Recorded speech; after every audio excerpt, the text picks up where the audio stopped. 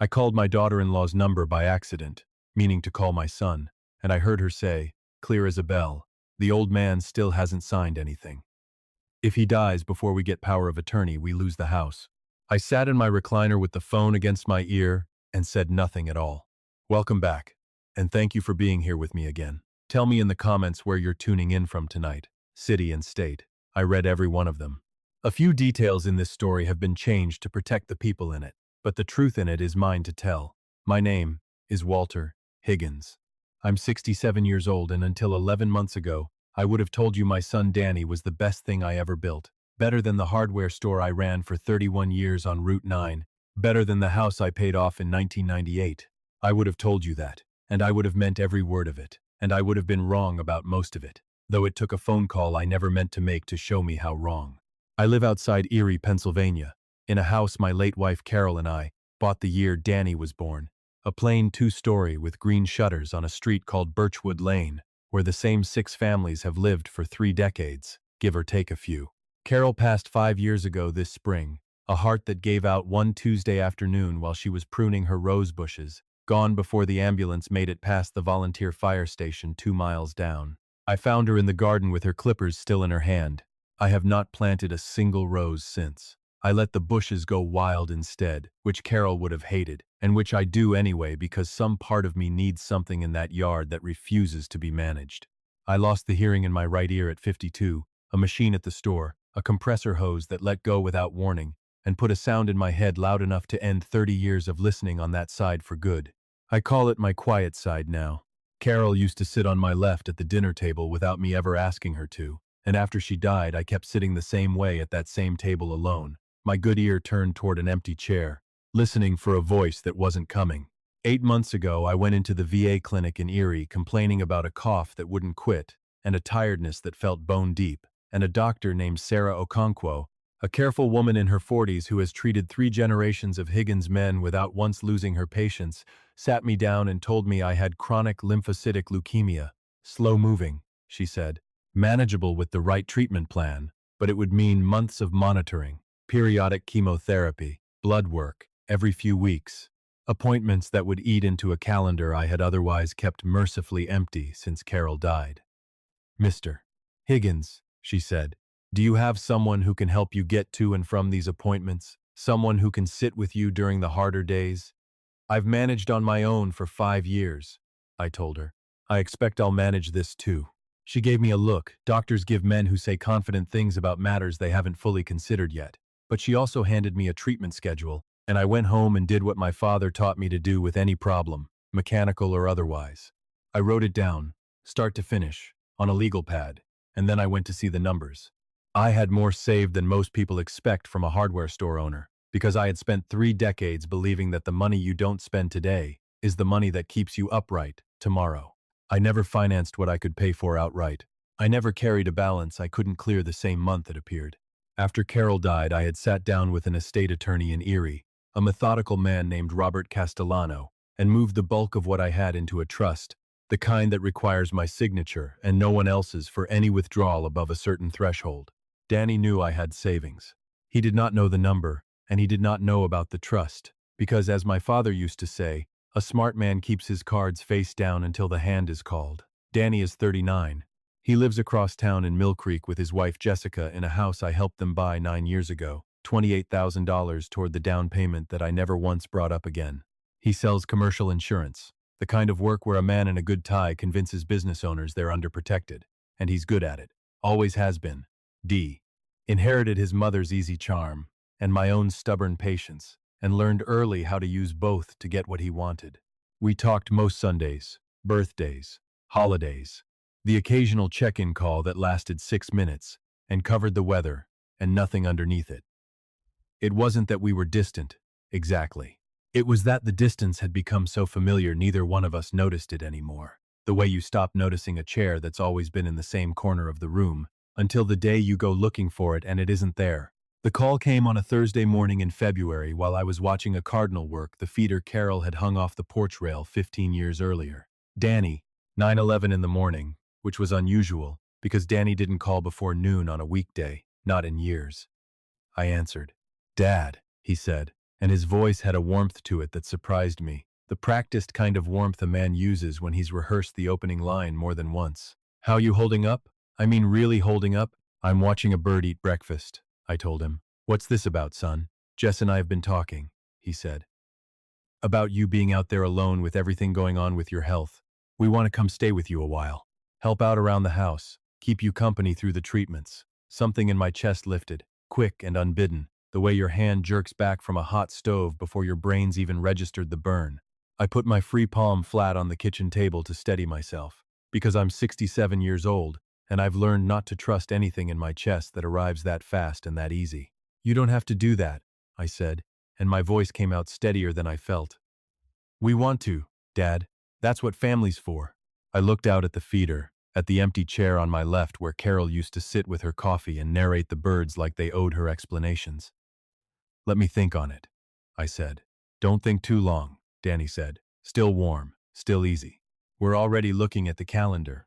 7 days later, Danny showed up at my door with 2 suitcases and a smile that looked ironed on, and Jessica came up the porch steps behind him carrying a casserole dish covered in foil, saying, "Walter, we brought you dinner," like it was the most natural thing in the world. I stood in the doorway of my own house and felt something shift underneath my ribs. Not the lifting feeling from the phone call, but something heavier, something closer to the sound an engine makes right before a belt gives out. "You didn't need to bring food," I said. "Of course we did," Jessica said, and leaned up to kiss my cheek, which in 9 years of knowing that woman she had done exactly once before, at Carol's funeral, when everybody does things they don't ordinarily do. She pulled back and smiled wide. "You look good, Walter."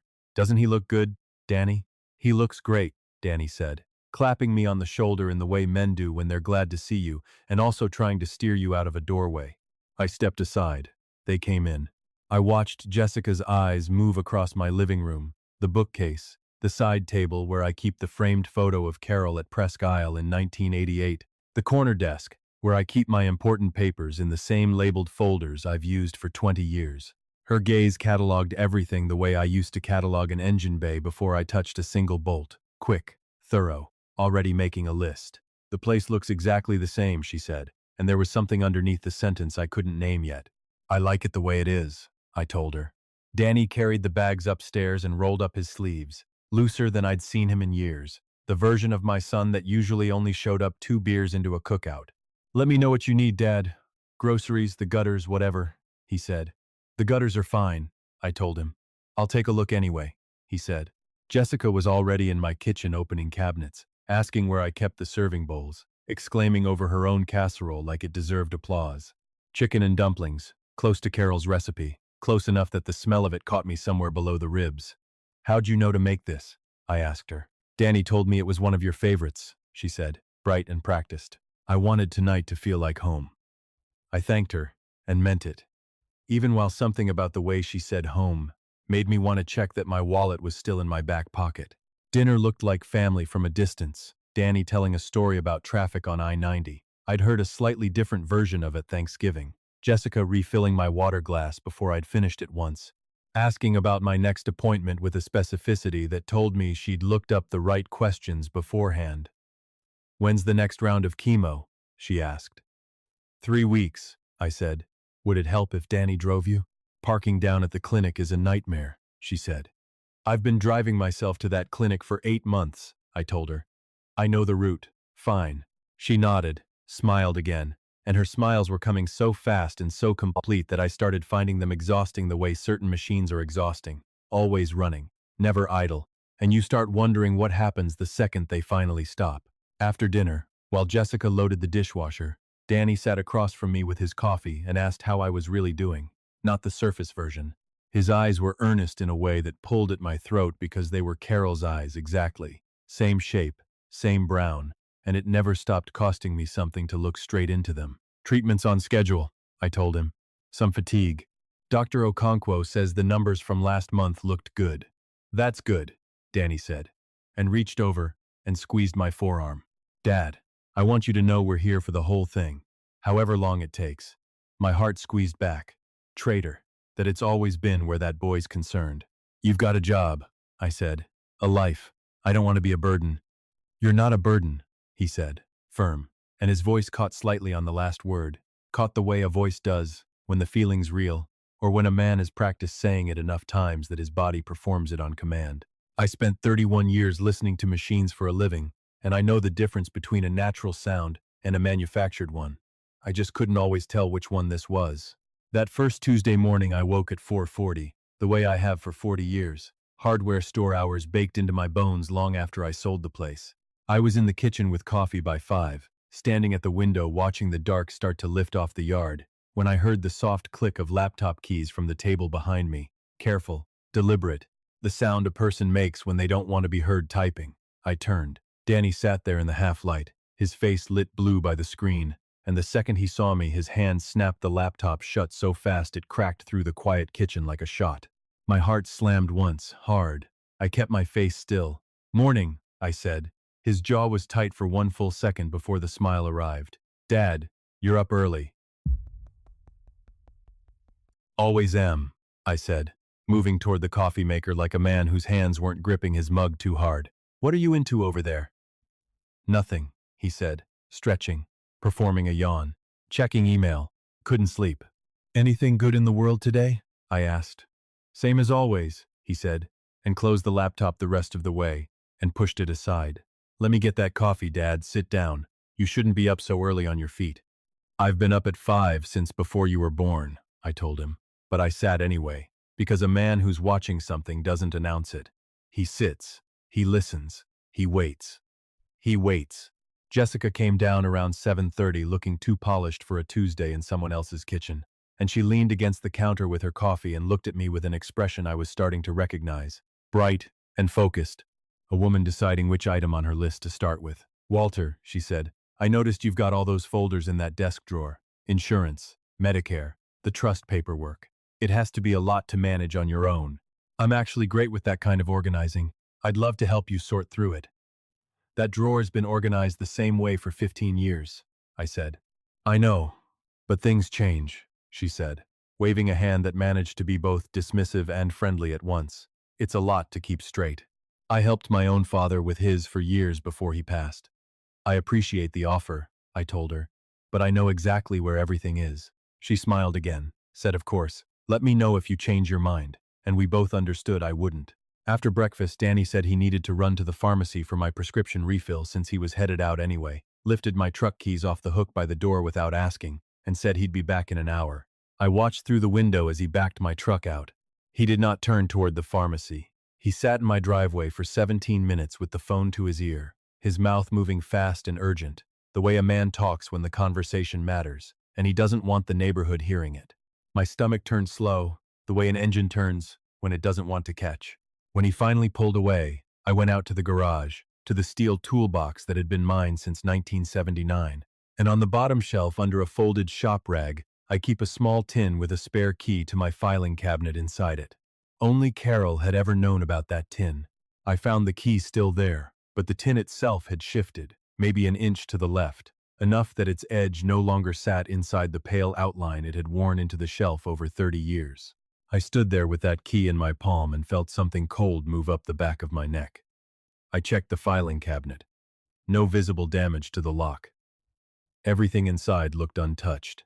But a feeling is a feeling, and 3 decades of fixing machines that hide their own damage had taught me to trust the ones that made my hands go cold. I put the key back, nudged the tin an inch to the right, back where it belonged, and was sitting calmly at the kitchen table reading the paper when Danny came back 40 minutes later smelling faintly of a drive-through he hadn't mentioned. "Get everything squared away?" I asked. "Yep," he said, holding up the pharmacy bag like proof. "Anything else you need while I was out?" My chest burned with something I didn't let reach my face. "Not a thing," I told him. "Thank you, son."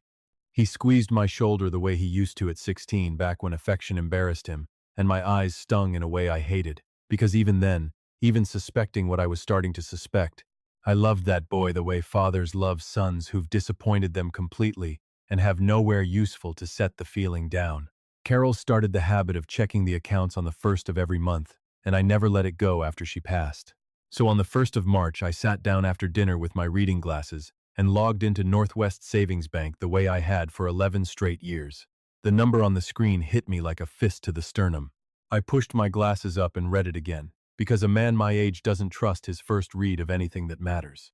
$9,600, gone, withdrawn on February 24th, in a single transaction. The memo line read boat, Sanders family. My hand started a fine, steady tremble, the kind your body produces when it's processing something your mind still refuses to accept. Sanders was Jessica's maiden name. Her parents, Roger and Diane Sanders, lived out past Girard in a house Jessica always described in terms of acreage. Someone had taken nearly $10,000 from my cancer treatment account and bought Jessica's parents a boat. I stood at the kitchen sink and ran cold water over my wrists, an old trick from the shop floor for when your hands stop cooperating, and when they steadied I sat back down, typed one message to Danny, "Come down when you get a minute, need to ask you something." He appeared 3 minutes later, relaxed in sweatpants, a glass of iced tea in his hand. "What's up, Dad?" "There's a charge on my account," I said, keeping my voice level, the tone I used on distributors who tried to short a shipment. "February 24th, $9,600. Memo says boat, Sanders family. Explain that to me." Something crossed his face, fast and controlled, gone before I could name it. Then he pulled out a chair and sat like a man settling in for a reasonable conversation. "Yeah," he said. "I was going to bring that up." My jaw tightened until I heard it. "Were you?" "Dad, come on," he said, leaning forward on his elbows. "Roger's old fishing boat sank at the dock in December. Total loss. He's had that boat 40 years. It's basically his whole retirement, fishing every morning on the lake. He and Diane are on a fixed income. They couldn't just replace it themselves. I wanted to do something for them. Their family. Dad. Jessica's parents are your in-laws," I said, "not mine. That money was set aside for treatment." "You've got plenty, Dad," he said, and his tone shifted, still warm on top but something pressing underneath it now. "You've got more saved than most people see in a lifetime. $9,600 isn't going to put you on the street. It's most of 2 months of chemo copays," I told him. "Insurance covers some." "My insurance covers some," I said. "The rest comes out of my pocket, and I've been setting that aside since before you had a savings account of your own." He leaned back and crossed his arms, the warmth thinning to something you could see the rust coming through underneath. "Dad, you're sitting on all that money and you live alone and you're not getting younger. What exactly are you saving it for?" I felt something crack clean through my chest. Not anger, grief. Because I recognized the question, I'd heard versions of it before from people who wanted something and had decided their wanting it outranked my right to say no. "It's my money, son," I said quietly. He leaned forward, his voice dropping to the tone people use when they want to sound like they're doing you a favor. "Dad, I married into that family. You've got this house. You've got your savings. You're not taking it with you when you go. Might as well let it do some good while you're here." He reached across and put his hand over mine, the same hand I'd held in parking lots, and at Carol's bedside, and at his college graduation. The hand of a boy I'd given everything I had to raise into a man, and that man had just taken money meant for my cancer treatment, handed it to strangers who happened to be his in-laws, and called my objection stinginess.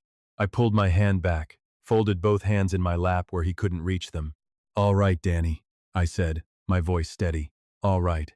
His shoulders dropped with relief. He thought that meant yes. I let him believe it, because in 31 years running a hardware store I learned one rule above all the others. You don't let a man know you've found the problem until you're ready to fix it for good. I didn't sleep that night. I pulled 6 months of statements, October through March, printed every page on the old printer in my office, laid them across the desk in order, and went to Carol's sewing box for her red marking pen.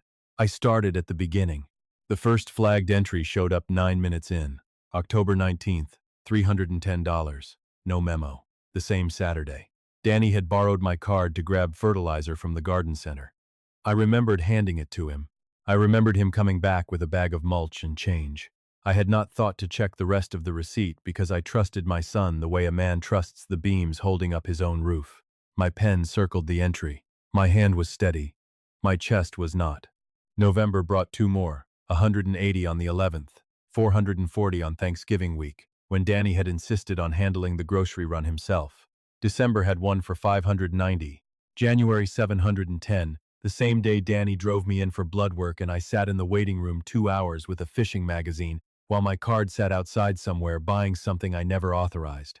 By the time I finished, I had 7 separate transactions across 5 months, totaling $3,930. And I ran the number twice, because I'm a man who doesn't trust a sum that makes his stomach turn until he's checked it. Add the boat.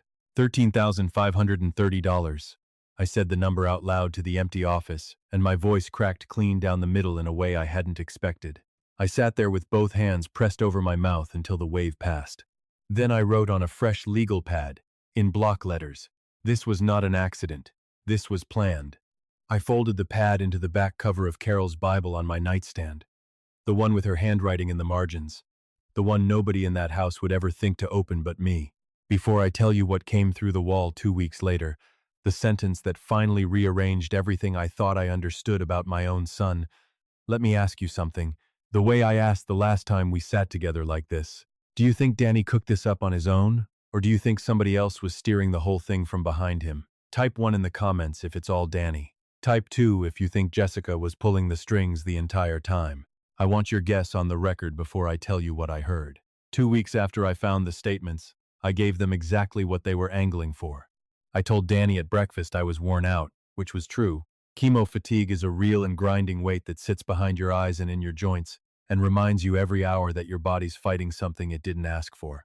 I said I needed to lie down after lunch. He nodded with the concerned face he'd perfected, patted my shoulder, told me rest was the most important thing. I went upstairs, lay on top of the covers, left the door open 4 inches, just enough to catch sound from the hall and look closed from downstairs. Then I waited. Machines tell you everything if you give them time and keep your hands off. People are the same. Give them silence and the belief nobody's listening, and they'll tell you every single thing they've been hiding. Jessica's voice drifted up first, bright and sharp the way it got when she thought no one important could hear. "He bought it," she said. "Hook, line, and sinker. He apologized to Danny this morning for making a fuss about the boat." Danny's low laugh followed. "He always folds. Can't stand conflict. Never could." The fridge opened and shut. "You know what gets me," she said. "Thanks for watching." He's up there worried about copays like he's one bad month from the poorhouse, and the man's got more money than he knows what to do with. It's wasteful, honestly. "Jessica," Danny said, a note of caution in it. "No, I'm serious," she said. "One bad ear, cancer, rattling around that house by himself, and he wants to lecture us over a boat." Her voice hardened, stripped clean of its social polish. "He shuffles around like a ghost half the time, can't finish a sentence without that cough, and he wants to make this about money." My hands, flat on the quilt, curled slowly into fists. I didn't move. I breathed. "Don't talk about him like that," Danny said, but it was the weak protest of a man who disagreed with the tone and not the substance. "I'm talking about facts," she said, heels clicking on the kitchen tile, pacing while she talked. I'd noticed that about her. "Dr. Okonkwo said this could take years to fully clear. We can't wait around forever." A pause. "My dad's already talking about the next boat upgrade if this one works out." "The next one," Danny said. There was fear underneath his voice now, not conscience. The fear of a man who lit a fire and just noticed how close it was to his own house. "We need to slow down, Jess." "We don't need to slow down," she said. "We need to be smarter. Small amounts, spread thin." He barely checks the statements. Those words landed in my chest like something physical. My throat closed, and not from the leukemia. "And the house," she went on, lighter now, almost conversational, "is worth what? 300,000 in this market? Have you talked to him again about adding your name to the deed?" "Not yet," Danny said, his chair scraping back. "He's sharper than people think, Jess." "Then we move on the guardianship conversation soon," she said. "Get him evaluated. Establish. He needs help managing things. If we frame it right, the doctor might even back us up." Her voice went businesslike, efficient, and it made my skin crawl. "Once we've got legal control of the finances, the rest takes care of itself." Guardianship. I knew the word, a legal process, where a court hands another person authority over the finances, and sometimes the living arrangements of someone the court decides can't manage their own affairs anymore. Meant to protect the vulnerable. In the wrong hands, a legal door held open for exactly this kind of theft. My son and his wife were discussing using it on me. I lay there staring at the water stain on my ceiling, counting its edges. 4, 5, 6. Because if I didn't give my mind something to hold on to, I was going to walk down those stairs and say something I couldn't take back before I was ready. Jessica's voice floated up one last time. Cheerful. Final. "Tell your dad to rest more, Danny. We don't need him getting too curious." A little laugh. "He trusts you." That's really all we need. I heard Danny make a sound that was neither agreement nor argument and somehow both at once. Then the back door shut and the kitchen went quiet. I turned my head toward the photo of Carol on my nightstand, the one from Presque Isle, her laughing at something off camera, wind pulling her hair sideways. They're planning to have me declared incompetent, I whispered to her. Our boy's going along with it, Carol. Not fighting it. Going along. Say, calling. I picked up the phone that afternoon and called Robert Castellano, my estate attorney, and told him everything. The withdrawals, the boat, the overheard conversation through the wall. He listened without interrupting, the way a careful man listens when he already suspects where a story is heading. And when I finished, he said, Walter, what you're describing is elder financial exploitation, and Pennsylvania takes it seriously under the state's Older Adults Protective Services Act.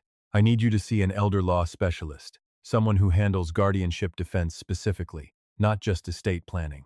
He gave me a name, a woman named Deborah Alvarez in downtown Erie, and told me to call her before Danny's people called anyone first. I saw Deborah 2 days later, in an office on State Street with a window looking out toward the bay.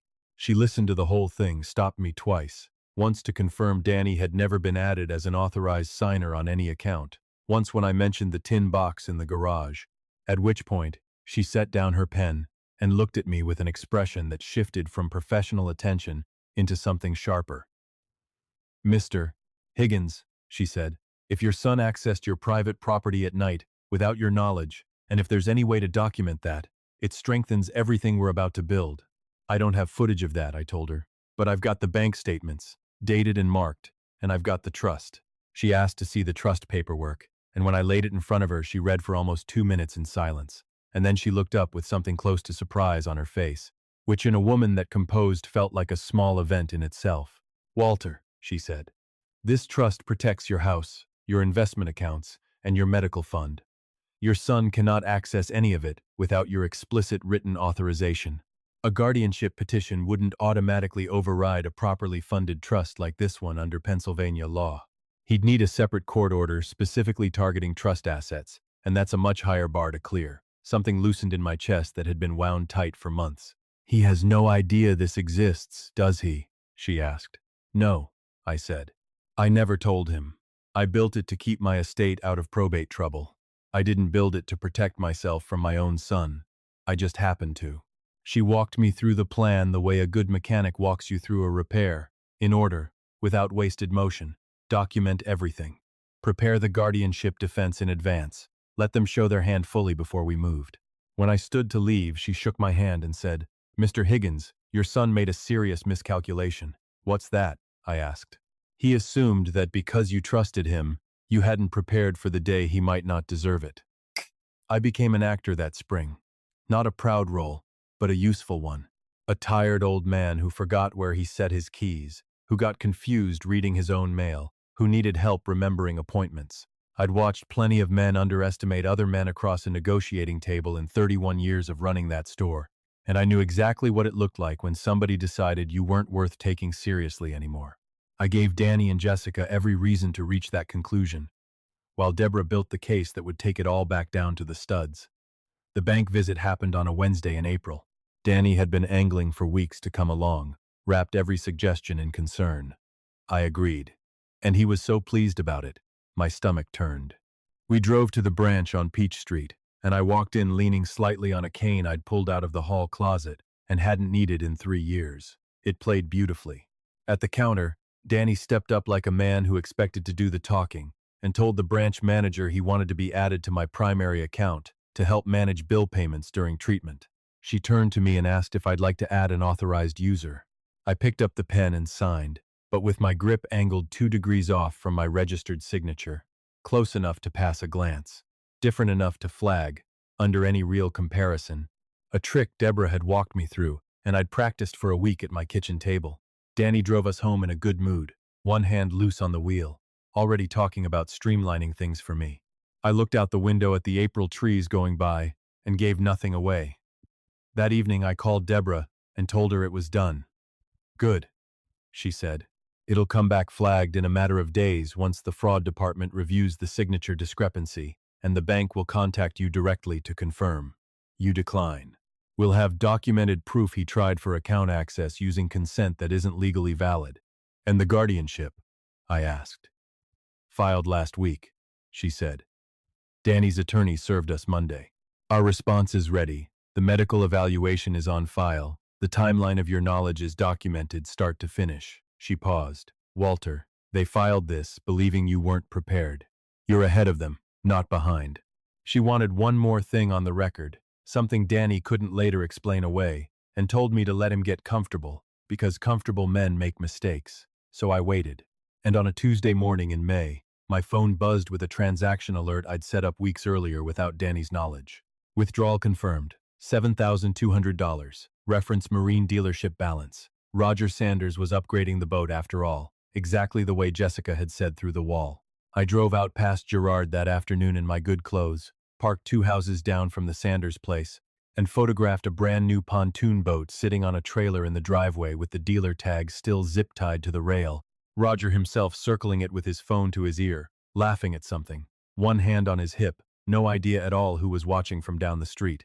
I sent everything to Deborah before I'd even pulled out of the neighborhood. With this second transfer, she said, your documented losses, total $20,730.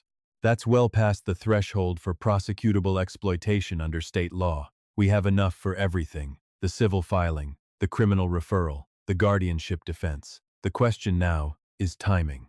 I want Danny to file the guardianship petition himself, I told her, formally, his name on it, his signature claiming his father can't manage his own affairs. And then I want to stand in that courtroom and show exactly how well I've been managing all along. The petition arrived by mail on a Thursday in June, 11 pages, filed in Erie County Orphans Court, alleging cognitive decline, confusion about medications and appointments, an inability to manage financial affairs independently. Every single claim traced straight back to a performance I'd built for them, brick by brick. I read the whole thing at my kitchen table with my coffee going cold, and I felt something that wasn't quite fury and wasn't quite grief but was exactly the mixture you get when you're used as a weapon against yourself. That afternoon I drove to see Dr. Okonkwo, who told me she'd already received her own copy as a listed witness. She stood at the window with her arms crossed, and when I sat down she turned and said, Walter, I've documented your cognitive status at every single appointment for 8 months, and your recall is precise. Your reasoning is intact. Your decision-making capacity is exceptional. This petition has no basis in medical fact, and I intend to say exactly that under oath.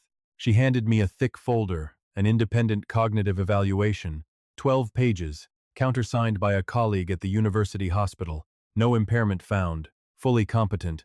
My eyes went hot and I looked at the ceiling for a second, because I wasn't going to cry in that examination room either. That was a rule of mine, and the rules kept getting harder to keep that year. The hearing was set for a Tuesday in September. I wore the same charcoal suit I'd worn to Carol's funeral, pressed the night before with the iron moving slow across the fabric the way she'd shown me 30 years earlier. Deborah met me on the courthouse steps in Erie, and inside, the orphan's courtroom had the same flat fluorescent light every courtroom seems to share, no matter the county. Danny sat at the petitioner's table in a new dark suit I didn't recognize, Jessica beside him in a blazer, her hands folded, in the particular stillness of a woman performing composure rather than feeling it. Danny looked up when I walked in. I met his eyes and didn't look away, and didn't soften my face or harden it either. I just looked at my son across that room and felt the whole terrible cost of what it took to get us both there. Judge Pauline Whitcomb took the bench right on time, reviewed the file, and told Danny's attorney to proceed. He built a sympathetic case, a devoted son, a father showing signs of decline, the forgotten pill, the confused visit to the bank. Every word of it was theater I'd handed them myself, and hearing it spoken back as fact in a courtroom hurt more than I'd expected it to. Then Deborah stood and said, Your Honor, the petitioner has presented a story. We're going to present a record. She laid out Dr. Okonkwo's evaluation, the bank statements marked and dated, the trust documents, the second boat purchase cross-referenced against the exact conversation I'd overheard through my bedroom wall in April, now typed into a sworn timeline. This is not a man in decline, Deborah told the judge. This is a man who anticipated exactly what was coming and built a defense with more precision than most attorneys manage on behalf of their own clients. Judge Whitcomb read in silence for a long stretch, set her glasses down on the bench, and looked straight at my son. Mr. Higgins, she said. Your father did not merely demonstrate competency in response to this petition. He demonstrated it by predicting your actions and documenting them with a thoroughness this court finds entirely persuasive. The petition is denied, with prejudice. Danny turned and looked at me, and I looked back at the boy I'd raised and the man he'd become and the long, quiet distance between the two of them, and I let my face be exactly what it was, tired and clear, and done pretending otherwise. Jessica pulled him toward the aisle, already talking low and fast about what came next. He didn't look back at me on his way out. They moved out of my house 4 days later without a single raised voice. Danny paused in the hallway with a box under each arm and started to say something, and I told him drive safe, and I meant it completely. 3 weeks after the hearing, I sat down with Deborah and rewrote my will. The house on Birchwood Lane would go, on my death, to a nonprofit in Erie that helps injured tradesmen retrain for new work. The kind of organization Carol would have approved of without a second thought. What remained of the medical trust would fund a scholarship in Carol's name at the elementary school where she'd taught reading for 22 years, for kids from families that couldn't otherwise afford tutoring. And for Danny, $1, enough under state law to make clear the omission was intentional and not an oversight anyone could challenge later. I signed every page, slow and steady, and when I got to the page with Carol's name printed on it, my hands weren't quite steady anymore, and I let them shake. Danny called 11 times over the following weeks. I picked up twice. The first time, 10 days after the ruling, his voice had lost every trace of its rehearsed warmth. Dad, he said, Roger and Diane are being forced to return both boats. They're evidence in the civil case now, and they don't want their names attached to any of it. Roger won't take my calls. Diane told Jess we embarrassed the whole family. Did you use my money for those boats, Danny? I asked him. The silence stretched 4 full seconds before he said, It's complicated, Dad. No, I told him. It isn't, and I ended the call. He came to the house himself the following week, unannounced, in a jacket I didn't recognize, eyes red-rimmed, looking like a man who'd stopped keeping up with the ordinary maintenance of himself. Can I come in? He asked, and his voice cracked clean through on the last word. I stepped back and let him in. We sat at the same kitchen table where he'd once told me I had plenty and wouldn't be taking it with me anyway. Jess is staying with her folks, he said, except her folks are barely speaking to her either now because of everything with the boats. His hands shook on the table until he pressed them flat to stop it. I don't know how to fix this, Dad. My chest ached with something old reopening rather than something new arriving. This was the boy who'd waited for me on the front steps of his elementary school every single afternoon with his lunchbox in his fist. What you're sorry about right now is getting caught, I told him, not what you did. He didn't argue, which told me everything I needed. You find a lawyer, you pay back what you took, and you spend a long while figuring out who you are without somebody else's money holding you up, I said. I'll answer when you call. I'll answer. I won't be the one saving you this time. He nodded once, like a man accepting a sentence he already knew he'd earned, and let himself out. Winter came to Birchwood Lane the way it always does, cold and quiet and honest. The court ordered Danny to repay every dollar over 18 months, supervised, structured. Dr. Okonkwo called the same week to tell me my latest blood work showed the leukemia responding better than expected, numbers moving in the right direction for the first time since February. I stood out back under Carol's rose bushes, gone wild and bare for winter, coffee steaming in the cold, and told her out loud that the numbers were finally good, that Danny would have to pay every cent back, the court's word on it, and that I still didn't know if any of it fixed what had broken between us. I don't know if anything does, I told her. But the truth's on the record now. And some mornings, that has to be enough. I sat with the question for a long while after that, out there in the cold, the one I'd been avoiding since February. When did I start mistaking rescue for love? I'd spent Danny's whole life catching him before he hit the ground, every stumble, every shortfall, and called it fatherhood, called it what you do for your children. But a man who's always caught never learns how to land on his own, and eventually he falls from a height nobody can break and looks around confused for the person who was supposed to be standing there. I hadn't ruined my son. I'd finally just stopped doing the one thing that was quietly ruining the both of us. If you're the one in your family who keeps the peace, who covers the shortfall, who catches everybody before they hit the floor, hear this, from a man who learned it the hard way. You're not helping them.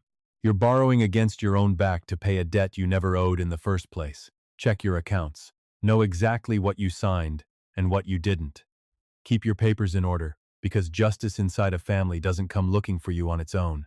You have to go out and find it yourself. If this one reached something in you, tell me in the comments what you would have done differently sitting in that kitchen. Share it with somebody who needs to hear it tonight. And if you believe the truth, told quietly, and backed up with proof, is about the strongest thing a person can carry into a room, stay close, because there are more stories like this one still coming. Thank you for staying with me all the way to the end. It means more than I know how to say.